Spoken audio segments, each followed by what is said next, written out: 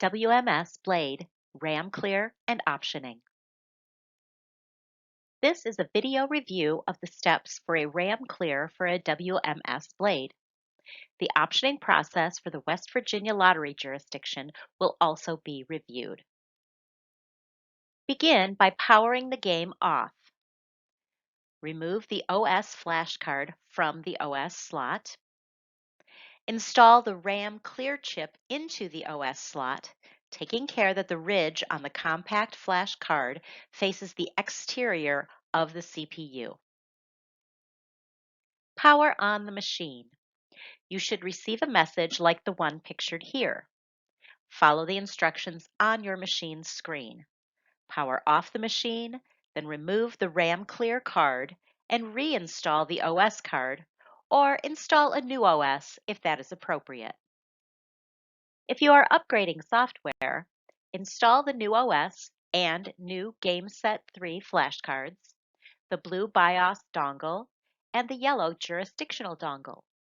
The arrows here indicate where each should go, and these locations are clearly labeled inside the CPU. Now on to optioning. Power on the game and wait for it to come all the way up. Red lights will come on when it's complete, and the screen should say, Machine Disable Cold Power Up. Push the diagnostic button inside the game, and this screen should display. Touch Setup, which is indicated by the green arrow in this slide.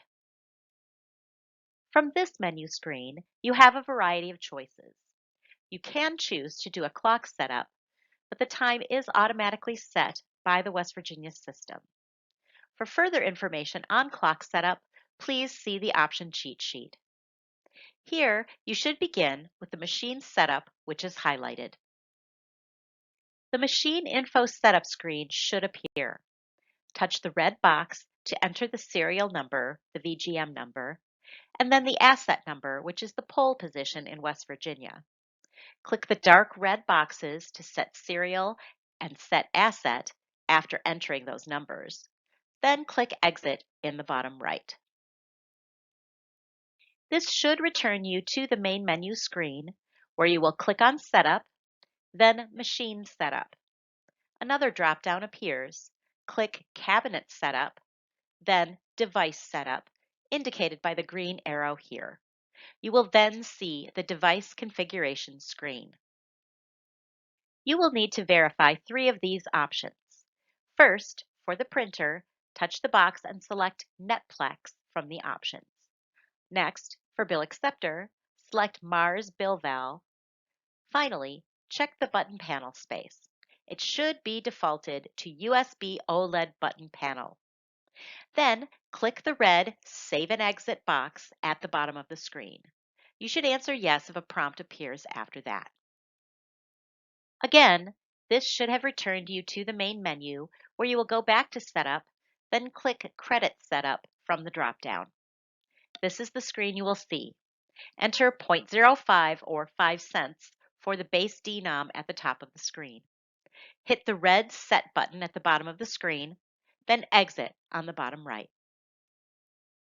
Back to the main menu, again select Setup, and this time choose COM Setup from the drop-down. You will see this screen.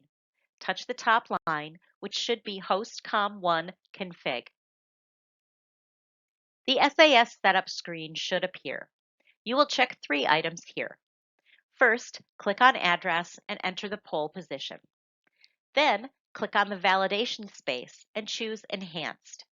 Finally, check that Send Real Stops is defaulted to Enabled. Click the red box at the bottom to save. You will then return to the Serial COM Setup screen. Find the red box in the center of the screen that says Host Setup. It blends into the orange background, so it is indicated by a white arrow here. Click the box.